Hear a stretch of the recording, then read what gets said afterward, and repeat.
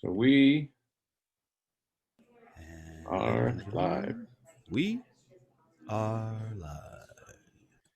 Thank you, Glenn. Good morning, everybody, and welcome to John Lavenia's Success Mastermind.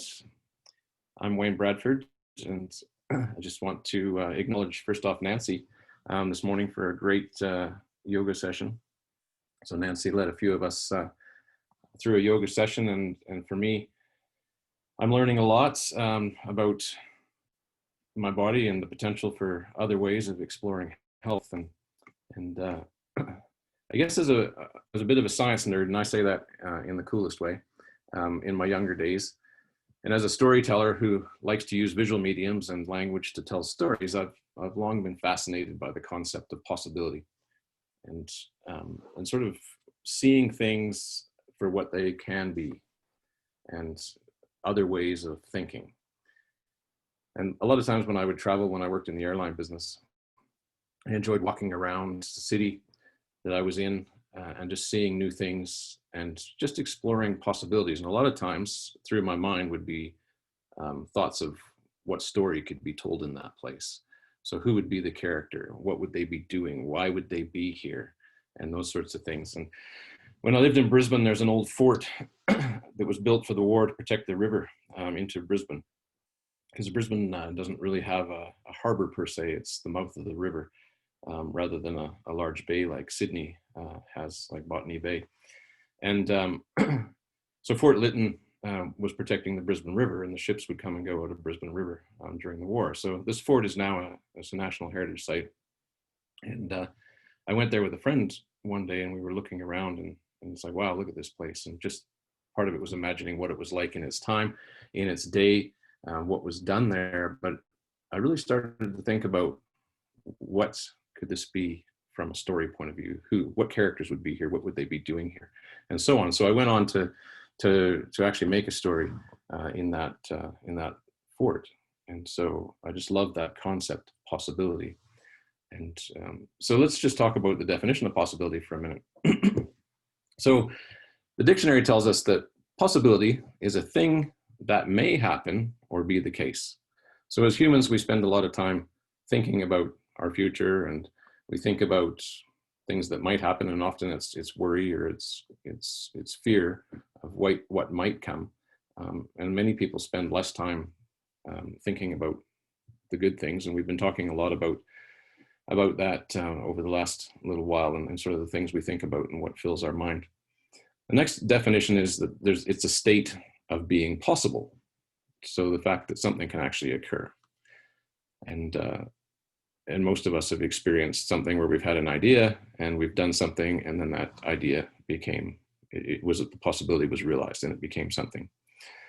Then it says a thing that may be chosen or done out of several possible alternatives. So now we start to introduce choice.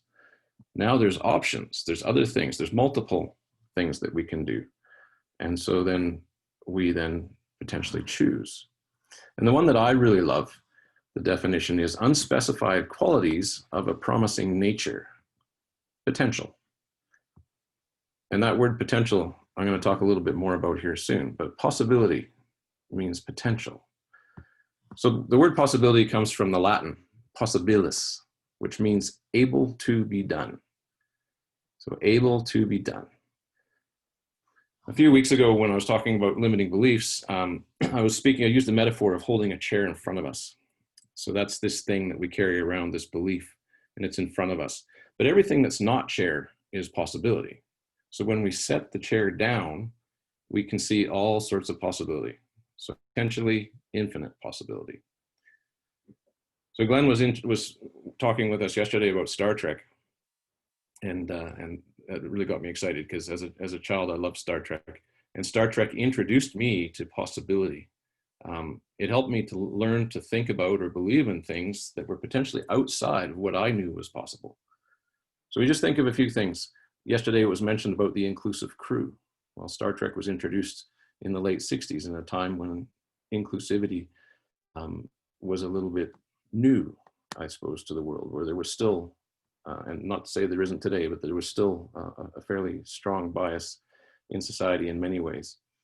It introduced us to a handheld communication device that at the time was kind of revolutionary. Today, we all carry one in our pocket for the most part, probably much more sophisticated than the prop that they used, or the intent of it. It wasn't for communicating long distances, it was for communicating in their local area to the ship and back to the planet and so on.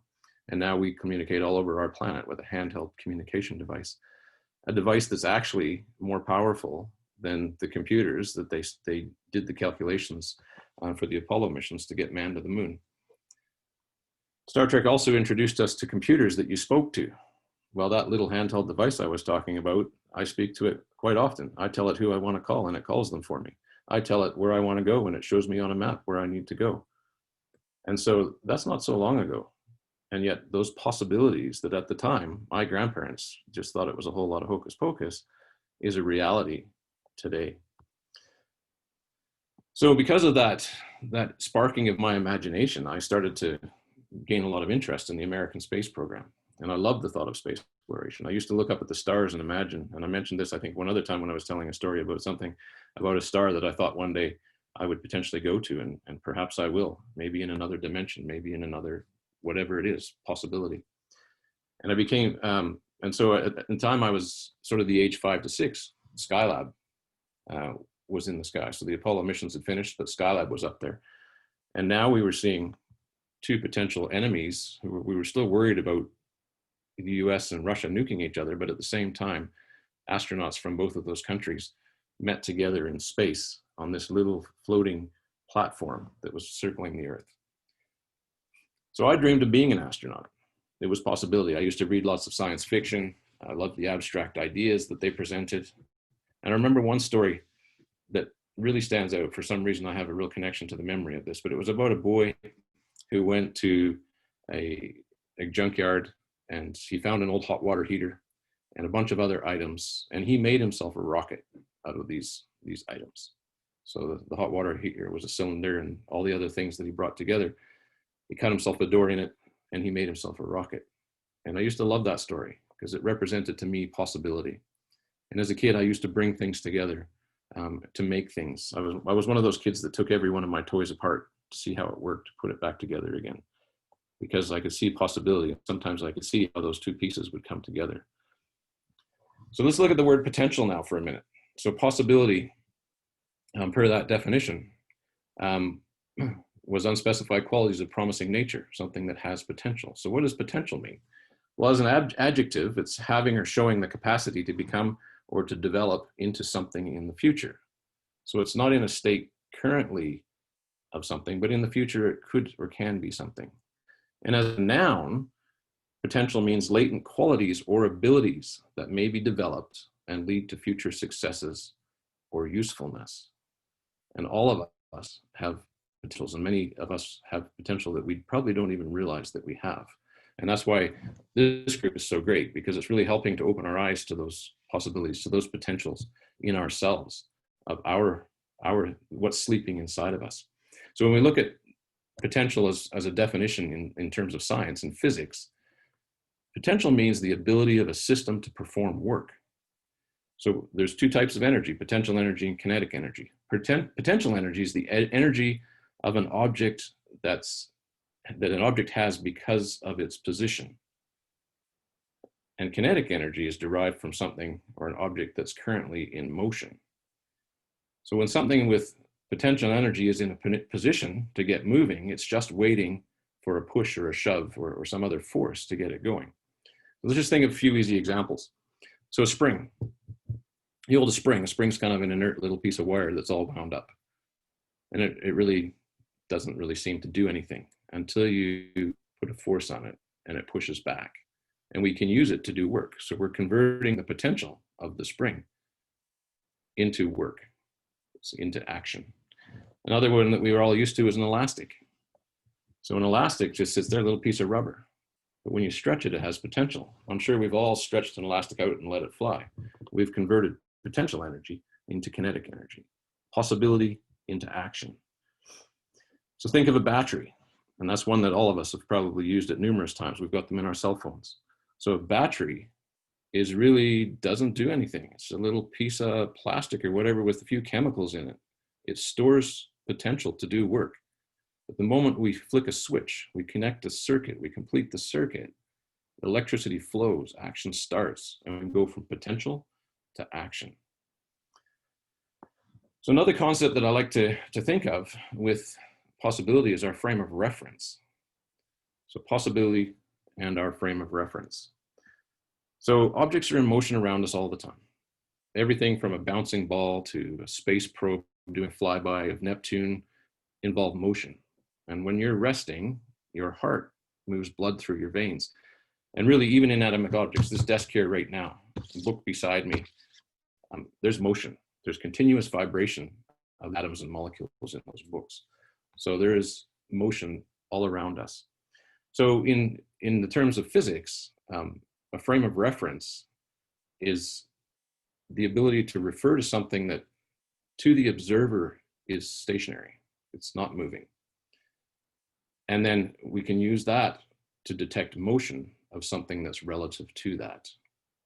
So for instance, if you think of a street, our frame of reference might be trees, the curb, parking meters, something that's stationary across the street that allows us to see or to gauge motion of a vehicle moving down the street. It's much harder if you're just out.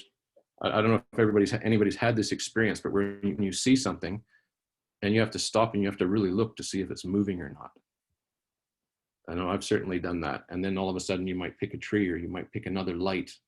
Particularly at night, this is something at night that's difficult, is to gauge movement because it's harder to form those frames of reference. And then once you establish something that you believe to be stationary, you're able to measure or perceive motion from that other object. And so in physics, the understanding of motion is key to understanding the other concepts in physics as well. So some of these things I'm talking about today, like in physics, or help us understand some of the other concepts we've been talking about and will be talking about in the future. And so this is just a high level view of a couple pieces, possibility and frames of reference. So there's a branch of physics that's called kinematics, and basically it studies motion of points, of objects, of groups of objects, without considering the cause of their motion.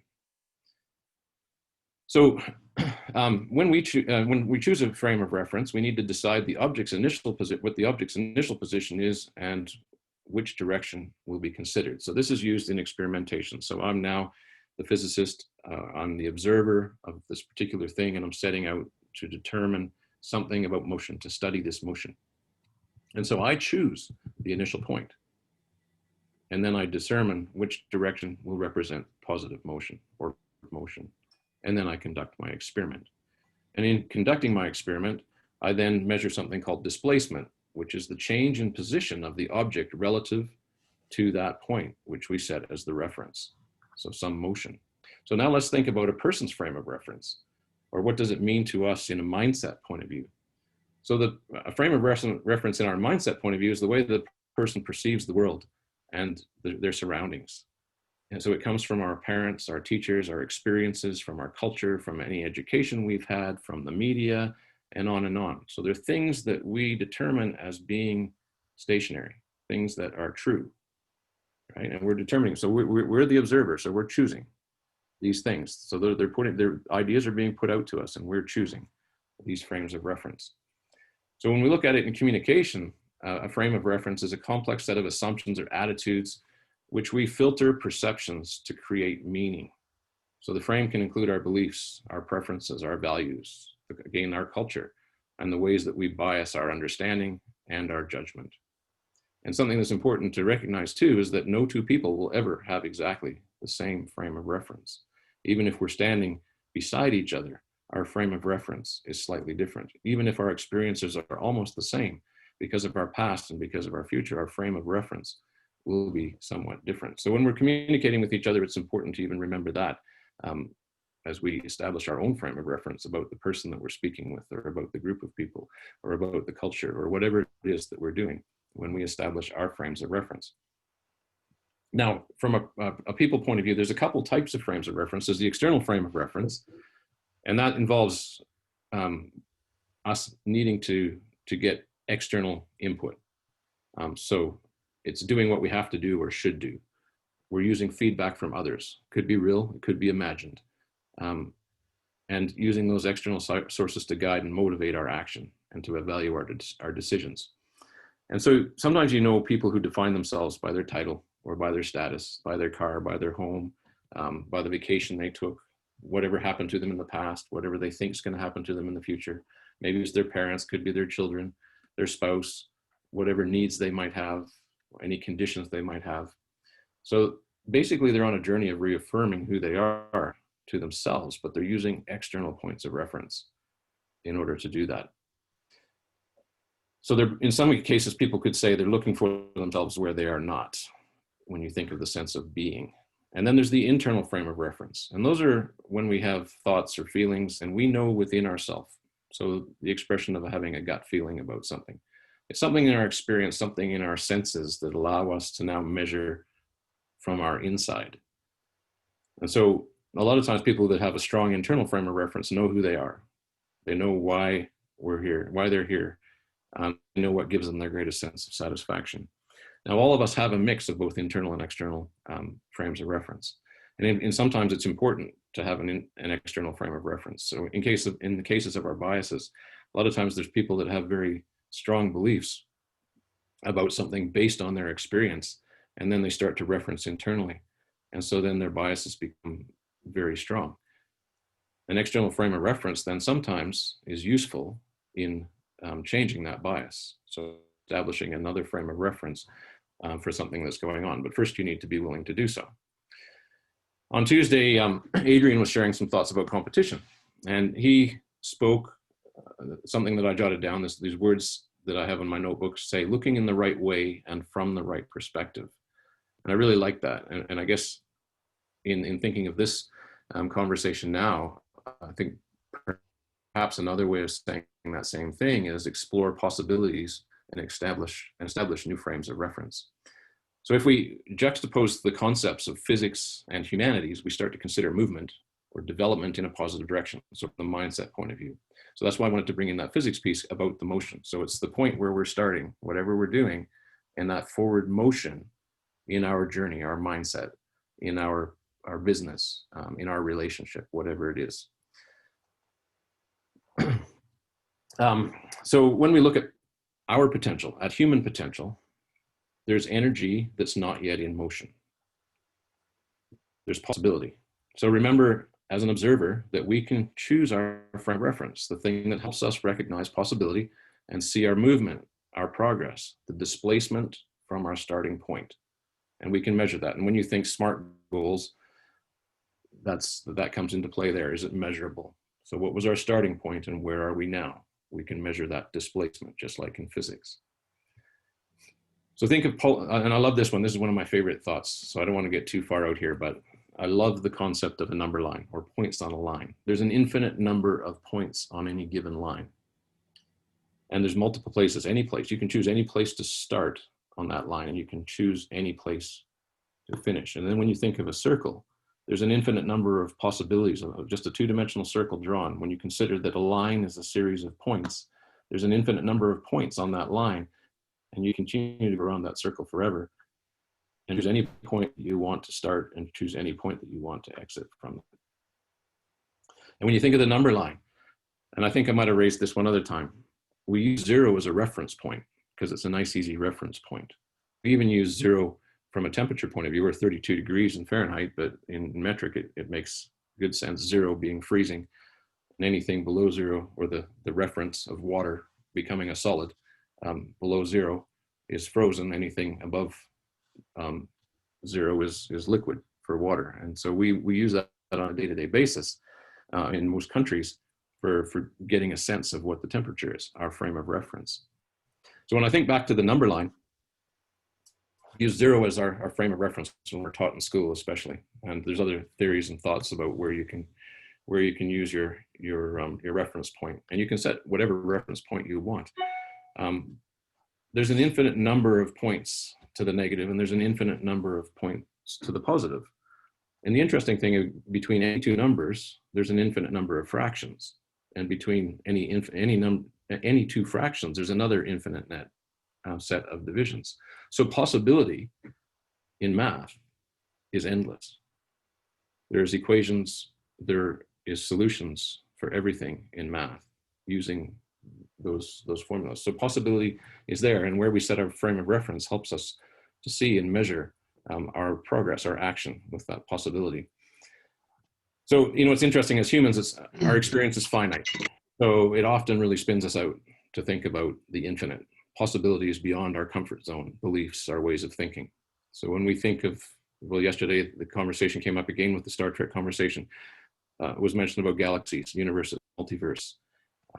So we would think, okay, we live in a galaxy. So what's that galaxy? Well, it's in a universe. Something has to contain it. Well, how many universes are there? Well, there might be more than one. Well, what did I call that the multiverse? Well, what's beyond the multiverse? We don't know, right? It's infinite. The possibilities are infinite. We can't even really stretch our imagination to that point, but the possibilities are infinite, and therefore we can measure our motion through time and space by the points of reference that we set. So I mentioned Nancy's yoga session, and I was just trying really hard this morning to, well, the words she was saying were just really bringing me into this possibility space. So while I was trying to remain as present as possible with Nancy's session, I want to share with you a few things that she was sharing. Now, she was talking about breathing a lot. And breathing is very important in yoga, obviously, because Nancy is spending a lot of time talking about breathing. And she said these words, or something to this effect. I was doing my best to do yoga as well as capture some of these thoughts. But so she was saying, savor the moments between the breaths. New way of thinking, possibility. Exploring movements that we can feel new things happen. So I was exploring movements, I could feel new things happening in my body. And there was movement with breathing.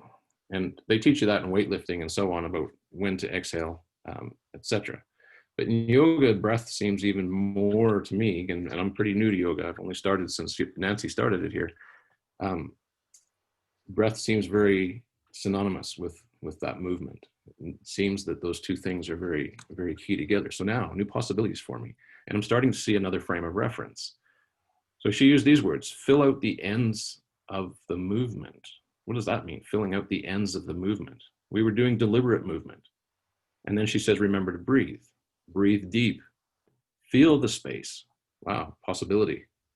Finding the beautiful space where you can be at the top of that space and be relaxed. Wow, possibility. Feel the space, she said. There's still space to be found, so take your time. That fraction of a second between empty space. Wow, frame of reference. Cat pose to cow pose, possibility. Press down on your feet and rise all the way up. Conversion of potential to kinetic, static into motion. And that particular one gave me a thought, going back to the whole space theme, pushing your feet firm and rising all the way up. Just gave me an image of launching a spacecraft into space. So the energy being converted from the rocket fuel, from the motors, pushing down on the earth and rising up. Just gave me that picture in that moment. It was amazing. And then she says, exquisite attention and curiosity. Wow, possibility. Life practice can be directly translated. Be in the experience of it rather than the action of it. Then she says, ask the question, have you lost connection with your breath? Wow, in that moment I had a new frame of reference. Taking yourself out of the need to be always doing. Some possibility there. Stand tall. Oh, another frame of reference. It's life-giving when we allow for that little bit of empty space, she said. And another frame of reference, more possibility. So I want to share a few examples of some people that I think recognize some possibility and either had a relevant frame of reference at the time or they changed their frame of reference as they went. So I was looking back through the Miracle Morning when Hal Elrod was just telling about his accident. I'll just read a little bit here, and I know most of you have read this. But he says, I spent 6 days in a coma and woke to the news that I might never walk again. And then he says, while coming to grips with my new reality wasn't easy, and at times I couldn't help but wonder, why did this happen to me? I had to take responsibility for getting my life back. Instead of complaining about how things should be, I embraced how things were. I stopped putting energy into wishing my life were any different, into wishing bad things didn't happen to me, and instead focused 100% on making the best of what I had. Since I couldn't change the past, I focused on moving forward. He established a new frame of reference and a new experience and started to explore new possibility. Weldon Long, we read about, he was in prison, and he got just a little bit of thought in his mind. So he said that he was reading Emerson's statement that we become everything we think about. We become what we think about all day long. And at first he said that he didn't really believe that. And then over time he got to thinking about the fact that the life he was living right there, he was in prison, that must be true. And so he started to set new frames of reference, and he started to recognize new possibilities. We think of Christopher Columbus. So he predicted that he'd make landfall in Asia by sailing west, which was contrary to the Spanish government's thoughts at the time, when you had to sail east. So he was looking at possibility. He believed he could go around the world and reach Asia by going west, not by following the normal trade routes south and to the east. Stephen Hawking had motor neuron disease, Lou Gehrig's disease, as a graduate student in the mid-60s. And after that, when he found out, he fell into depression. He was originally told that he would only have about 2 years to live, I think it was. And so he fell into depression, and he didn't even feel that it was worth continuing. But his doctoral supervisor continued to encourage him to continue working, to continue studying. And as we know, Stephen Hawking became one of the great minds of modern physics. He wrote his first book, A Brief History of Time, in 1988, which was a little over 20 years after he developed motor neuron disease. So he had different frames of reference than he did as a graduate student. And he was exploring and continued to explore till his death, new and potential possibilities. The Canadian example that we have is Terry Fox with his Marathon of Hope. And so he was an athlete from Port Coquitlam. For anybody who hasn't heard of him, I think he's pretty famous. They have the Terry Fox run, I think, in about 60 countries now. But in March 1977, he was diagnosed with osteosarcoma, which is a bone cancer that usually it seems to start near the knee. And so he had to have surgery, and his leg was amputated, and he had chemotherapy. And so just before his surgery, he'd been given an article about Dick Traum, who was the first amputee to compete in the New York City Marathon and complete it. And he was inspired by the article. And so he embarked on a 14-month training program, telling his family that he wanted to run a marathon. But in his mind, he was actually planning his Marathon of Hope. And in 1980, with that one leg and an artificial leg for the other leg, he embarked on a cross-Canada run from St. John's, Newfoundland, and he was heading for the West Coast. And so he ran the equivalent of a marathon every day for 143 days, over 5,373 kilometers, or 3,339 miles, until his cancer returned. And on September 1st, near Thunder Bay, Ontario, he wasn't able to continue. But his legacy continues. And today he's raised over $750 million for cancer research. So he saw a possibility. He had a different frame of reference after his experience. Most of you probably know the story of Helen Keller better than I do, but she was the first deaf-blind person as I understand, to earn her Bachelor of Arts degree in the US, and became famous because of her autobiography with her teacher and companion, Anne Sullivan. And their frame of reference was changed. So Helen Keller's mother was inspired by Charles Dickens, had written some notes of Laura Bridgman, who had been successfully educated. And so she sent her daughter with her father to seek out a physician who was an ear, nose, and throat specialist, who ended up referring them to Alexander Graham Bell. And then he referred them to another contact at the Perkins Institute for the Blind, who then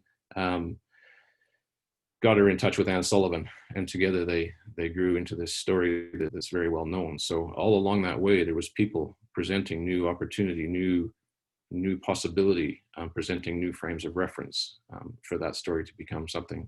And Chuck Yeager, and I've spoken about him before, he's one of my aviation heroes, but when the Bell test pilot demanded $150,000, or the equivalent of probably about $1.7 million in today's time, to break the sound barrier, the Air Force selected this guy by the name of Chuck Yeager to fly the Bell XS-1.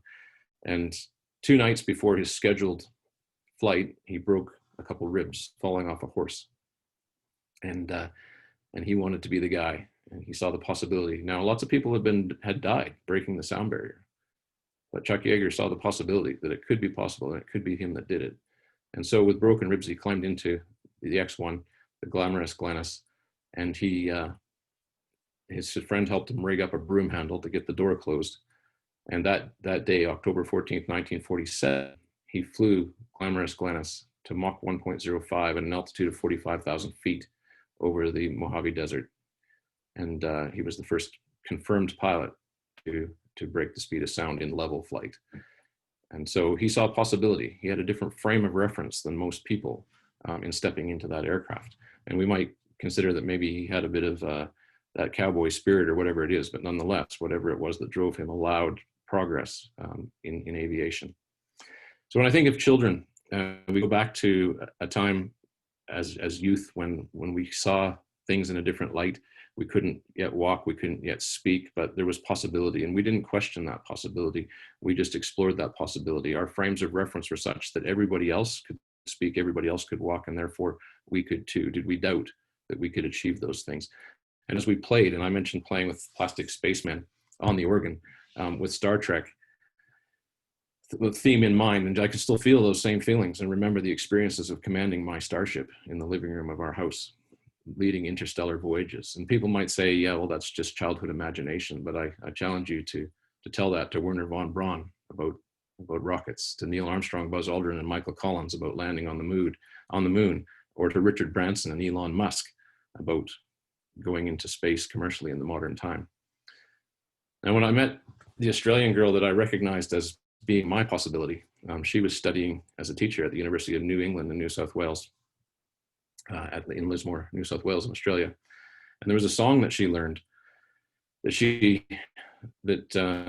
used to sing it to me. And I just want to share that with you. I'm not going to sing it for you. I'm just going to read it for you. It's called Flowers Are Red. It was written by a guy by the name of Harry Chapin. He says, the little boy went first day of school. He got some crayons and started to draw. He put colors all over the paper, for colors was what he saw. And the teacher said, "What are you doing, young man?" "I'm painting flowers," he said. She said, "It's not the time for art, young man. And anyway, flowers are green and red. There's time for everything, young man, and a way it should be done. You've got to show concern for everyone else, for you're not the only one." And she said, "Flowers are red, young man, green leaves are green. There's no need to see flowers any other way than the way they've always been seen." But the little boy said, "There are so many colors in the rainbow, so many colors in the morning sun, so many colors in the flower, and I see every one." "Well," the teacher said, "you're sassy. There's ways that things should be done, and you'll paint flowers the way they are, so repeat after me." And she said, "Flowers are red, young man, green leaves are green. There's no need to see flowers any other way than the way they've always been seen." But the little boy said, "There are so many colors in the rainbow, so many colors in the morning sun, so many colors in the flowers, and I see every one." The teacher put him in a corner. She said, "It's for your own good, and you won't come out till you get it right and are responding like you should." Well, finally he got lonely. Frightened thoughts filled his head, and he went up to the teacher, and this is what he said. He said, "Flowers are red, green leaves are green. There's no need to see flowers in any other way than the way they've always been seen." Time went by like it always does, and they moved to another town, and the little boy went to another school, and this is what he found. The teacher there was smiling. She said, "Painting should be fun, and there are so many colors in a flower, so let's use every one." But that little boy painted flowers in neat rows of green and red, and when the teacher asked him why, this is what he said. He said, "Flowers are red and green leaves are green. There's no need to see flowers any other way than the way they've always been seen." And I believe that's where the song ends, but the version that my wife used to sing had a last verse to it, and it says this: but there must be a way for us all to say, there are so many colors in the rainbow, there are so many colors in the morning sun, so many colors in the flowers, and I see every one." So in addition to exploring possibilities for our own life, something that's become a very important value to me is to be someone like that second teacher, a person who encourages others to recognize new and previously unconsidered possibilities. And so I know this group has certainly been doing that for me. So like kinematics, that study of motion that I told you about, where we consider the motion without considering the cause. These concepts today that I've been sharing are part of a bigger picture. So books like the ones we've been reading, Think and Grow Rich, that we're currently studying, and so on, help provide the other components. So the thoughts that we think influence our ability to recognize possibilities. So we've already had many discussions over the last while about the forces at work as far as starting and maintaining our forward motion. So thoughts leading to emotions, leading to actions, leading to results. And one of the major things that appears to differentiate, as far as I've been able to tell, humans from all or most other species, and there is possibility there on this planet, that we have the ability to conceptualize and pursue possibility. And as a species, we seem to be hardwired to seek more, to explore, and to boldly go where no man has gone before. So, so our ability to see possibility is infinite, and to establish frames of reference would allow us to recognize our movement from some initial position towards the realization of possibilities that we choose to choose ourselves. So we have that choice. We can set our own frame of reference. We can see those possibilities. And as we embrace possibility into our thought process, and we create new neural pathways, and in doing so, we increase possibility and our ability to achieve. So we can set new frames of reference by asking ourselves things like, what other ways are there to look at this situation? And what are the learning and opportunities here? So seeing possibility is seeing opportunity, and the opportunity, and to quote John, to make a spectacle of ourselves. So I'd love to hear from you and learn from your thoughts on possibility. I know I've spoken quite long here, but I'd love to just hear what you've got to say about possibility and establishing positive frames of reference.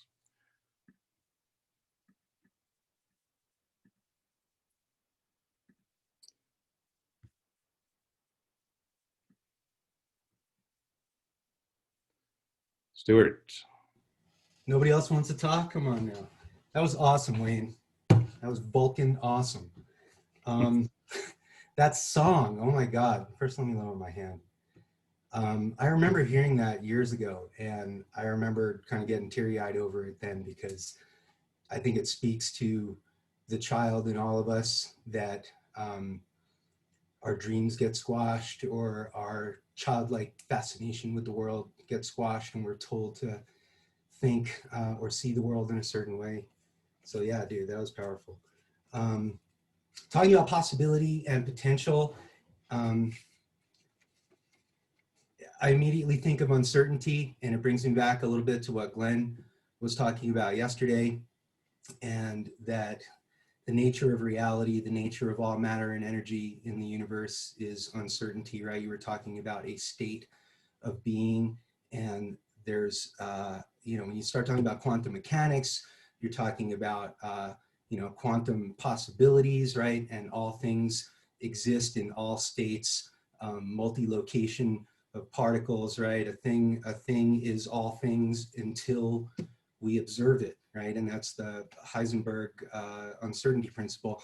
And really what that means to me is this concept of unlimited potential, because if all things exist and all possibilities exist until we focus our attention on it, then there's something really liberating about that, in terms of being able to make decisions, have control over our destiny, over our future. And I think, I said it yesterday, but uncertainty can be a scary thing, right? And a lot of people are intimidated. We want certainty. It's also why we tell ourselves the same crappy stories over and over again, because we'd rather have the devil we know, or the certainty of the condition that we convince ourselves of, versus the unlimited potential that we have. And then you're talking about like wave collapse, right? And even getting into Schrodinger's cat a little bit, where once you focus your attention on something, and this even goes back to what Glenn said a couple of times, where the universe conspires with you, right? And all of a sudden, once you make a decision and you focus your attention and your energy on something, then all of a sudden that thing comes to be, right? And so this is another way that thoughts are things. This is another way, I think, to me, consciousness is the missing ingredient.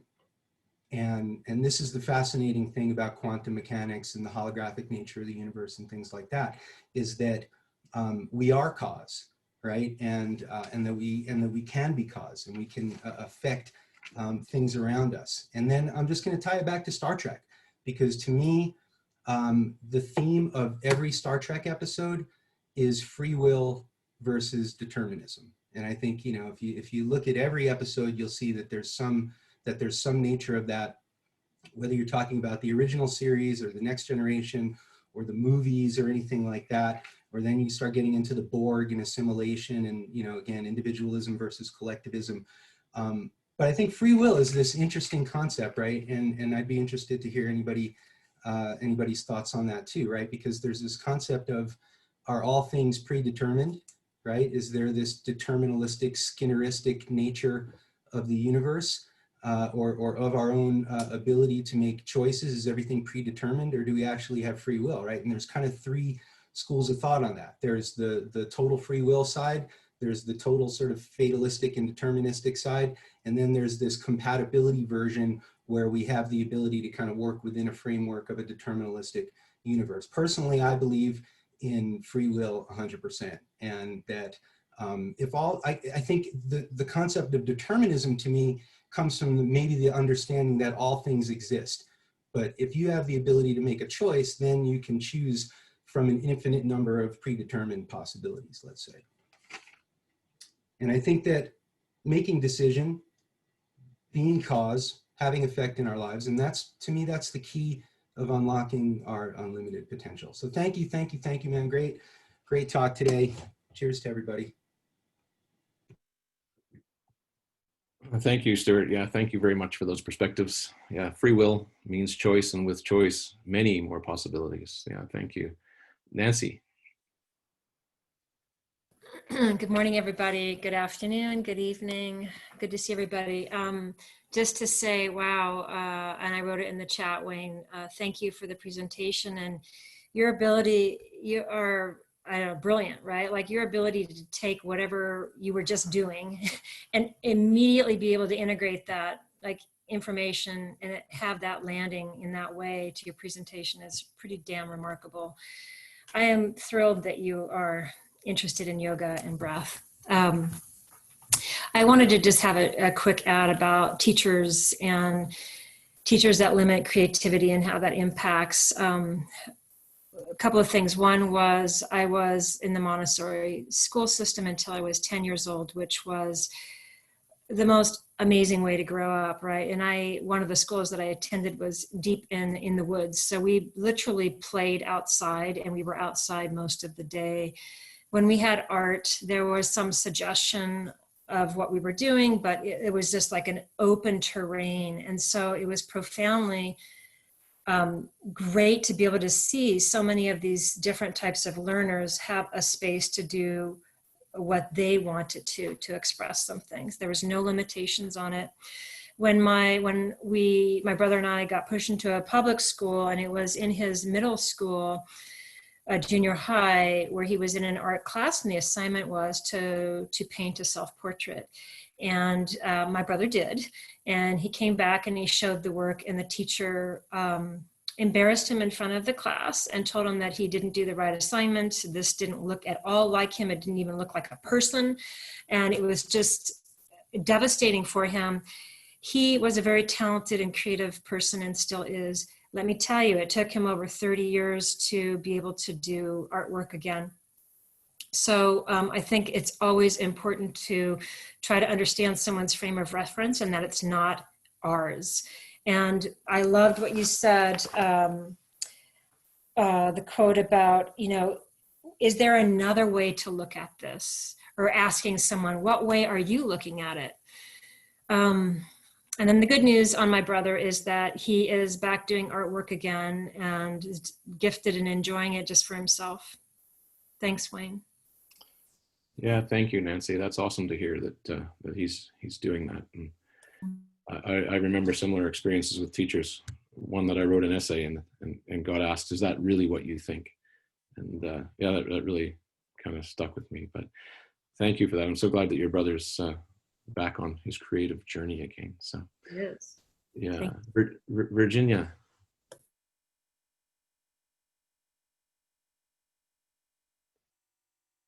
Mute. Good. There it goes. There it There goes. you go. Good stuff. Hello from the Amtrak train. I am on my way from Denver through the Rocky Mountains to do a little all by myself retreat and focus on my Amazon business. So it's so nice to have the ability to bring my laptop, hook up to my phone hotspot, and be on this call before I lose reception. That's very Star Trek-y. So this is where I am, like I'm in a little roomette thing. I found out, most of you know, and I know Adrian's going to be curious, that I did not get the position, the promotion that I was applying for. And I found out yesterday, which made me not want to go on this vacation at all anymore. The thing that was really devastating for me is that someone who has only been with the company 3 months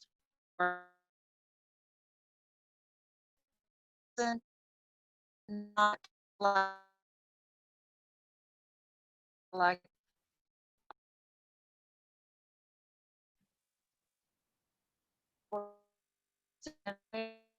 I was basically, I'm too opinionated. I must have been Joan of Arc in a former life of my job. Oh, Arc, you're Joan of Arc. I think we're losing you there, Virginia. Those. Well, with corporates. I do everything that I was, you know, going to be okay with whatever decision, because when one door closes, another one opens.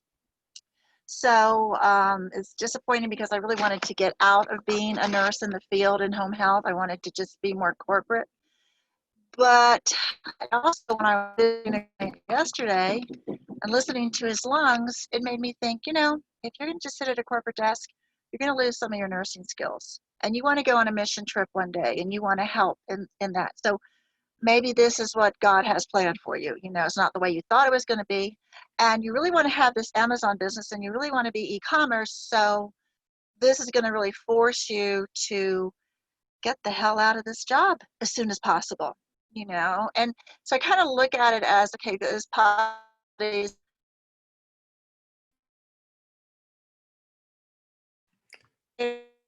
Amazon, that it wouldn't be such a, oh, I got to get it done thing, but and give me more of a cushion to do it maybe into next year and go it slowly. It doesn't seem to be what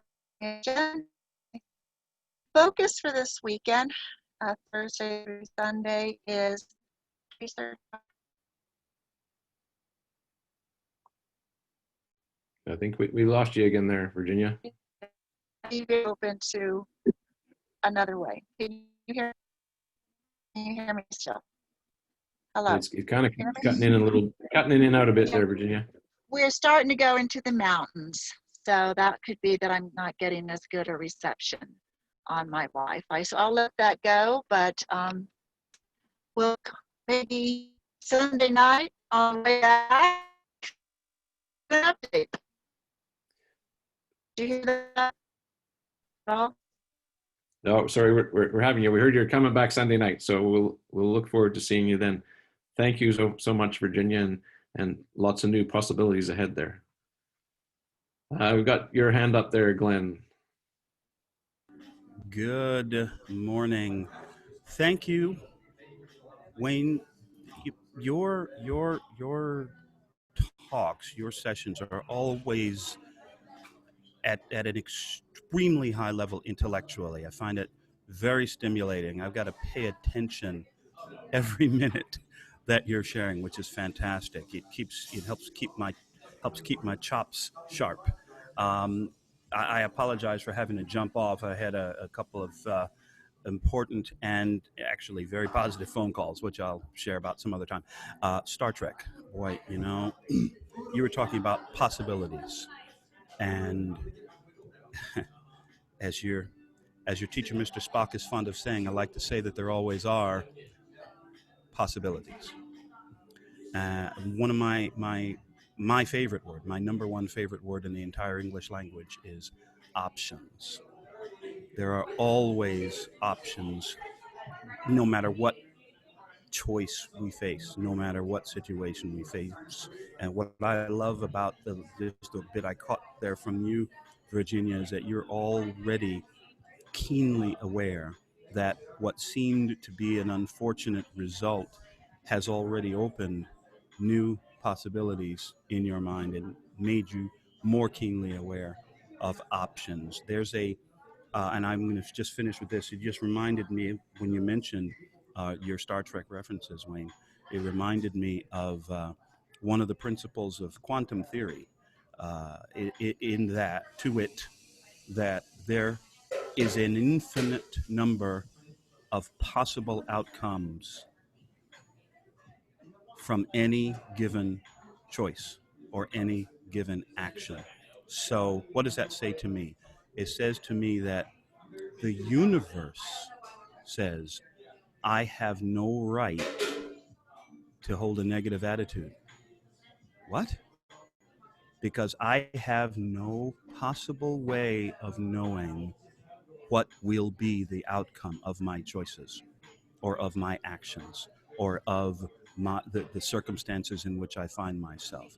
Taking that to the next step, it means that I get to celebrate. I have the privilege of celebrating every circumstance in which I find myself. Every action that I take has, among the infinite number of possibilities, possible outcomes, a host of positive outcomes, a host of outcomes that will serve me and serve those with whom I work. So I get to be excited about every time the phone rings, as an example. And so do we all. We, each of us, have the right and the privilege and the responsibility of celebrating every possibility that is before us, because the possibilities, as you so eloquently shared with us today, Wayne, the possibilities are endless. I love it. I love it. I love it. I'm going to need to sign off a bit early here, y'all, because I've got that call was for some more work that I need to do, but in a good way. Thank you all so much. Thank you, Wayne. Thank you, Glenn. Awesome possibilities ahead for you there too. So I can right now make that call. I get that call. Yeah, you bet. All right, we've got Edward and then Jody, and we're approaching 11 o'clock. So we may finish off with Jody unless there's any burning desires. So Edward, you've got the floor. Wow, Wayne. I don't know where you get all this stuff from, but you're very, very inspiring. Every time you speak, I just get gobsmacked. Thank you very much for the presentation. I was thinking of not speaking, but as people spoke, I kind of reflected again. And I thought about there's so many little things that I have been able to do just because I have believed I could do them. And that has, listening to all this has made me really get to the realization that, like Stuart put it, a lot of possibilities exist, but we don't see them until we begin focusing on them. I read a book. Who's the guy? I don't remember the guy, but the question is the answer. And the guy brought out an example of when you begin, say, thinking about buying a car and you zero down on a car that you want to buy, you all of a sudden begin seeing so many of those cars on the street, which you had not seen as, abundantly as before. And that, led me to realize that what you focus on really grows. It manifests, it becomes a reality. And I read a little quote some time ago, which went, "Your imagination knows no limits. As long as you remember this, your possibilities are endless." And I have kind of clung on to that and tried to use it. The unfortunate bit is I tend to think about other possibilities or options, as Glenn said, when I'm in a kind of fix. And listening to you and all the other speakers, I wish I could learn to think seriously about other possibilities when I'm not in a tight corner, because then probably I might be able to be more creative and more open. Thank you so much, Wayne, for the presentation. Thank you, Edward, and thank you for sharing that. And yeah, I mean, being here, so many more possibilities and many ways of dealing with things. So thank you. Great to hear from you. Thank you. And Jody, we'll wrap up with you. Okie doke. Great stuff today. And Wayne, I have to agree with everybody. You start and my mind just explodes. You just go take us so beautifully, eloquently down these paths that just make us explore our potential and our possibility. And that song was, as I put in the chat, when I was in teaching college, that was a pretty big song. That was popular because Harry Chapin was popular then, but that made a lasting impression on me to always help kids find their possibility and their potential. And unfortunately, there are teachers that use a lot of harmful words, and it kind of crushes our inner potential, what we think is our potential. And there was something that happened close to 40 years ago. It was a first day of school, first brand new teachers, big meeting, we're all together. And the principal said to this group, said, I want you to close your eyes. And we had people that were in their 20s, 30s, 40s, 50s, 6-year-old teachers. I want you to think about the best teacher you ever had. And some of us could, some couldn't, or you'd remember a particular class or something you got out of it, but it was hard to remember that really great teacher. But when she said, think about the worst teacher you ever had. And everybody immediately had the whole name of the teacher.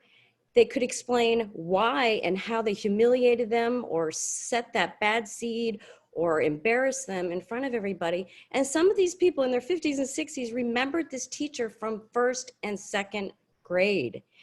And the moral was, you do not want to be that teacher that gets remembered for the wrong reason.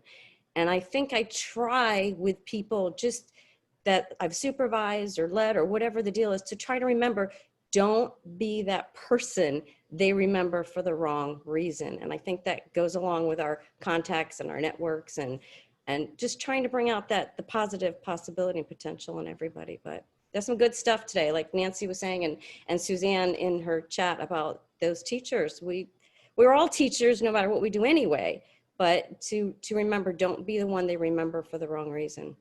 But Thank you, Jody. Yeah. And I remember a couple teachers that were amazing because they just love to explore possibilities. So we remember those good ones too. Thank you very much. And I just want to leave you very quickly before we close off here with a last little thought. So my favorite toy still, even as a grown adult, is Lego. And I don't know if anybody's ever seen the statistics, but when you take 6 of those 2x4, just a standard Lego block, 2x4 stud brick, 6 of them, they've calculated it to be in the mid, like 3 or 4 billion, I can't remember the exact number, possible combinations just for those 6 bricks to go together. And if you start to add all the different smaller and other size Lego elements, that the ability, for children, especially as toys, but even for adults, and I know there's lots of adults still like the Lego, that the possibility of combinations are the things that can.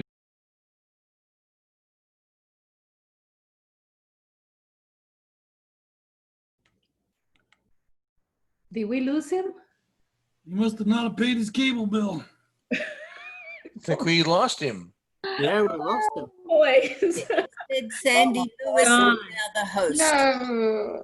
Infinite possibilities, huh? Exactly. All right, I'll go ahead and wrap beamed this up. up. Oh wait, here he comes. He Here he got comes. beamed up. Here we go. No. Your Right? expression mark was priceless, though. Oh, that was that for timing. All right. We're all awake. Something in the universe told you it was time to stop. All right. All right. That was like an emphatic, that was an exclamation point on your whole presentation right there. Yeah. Where's the Sorry, I Star don't know Trek what happened. It just transporter went sound when you need it? boom. Anyway, thank you. I'm going to stop recording right now here.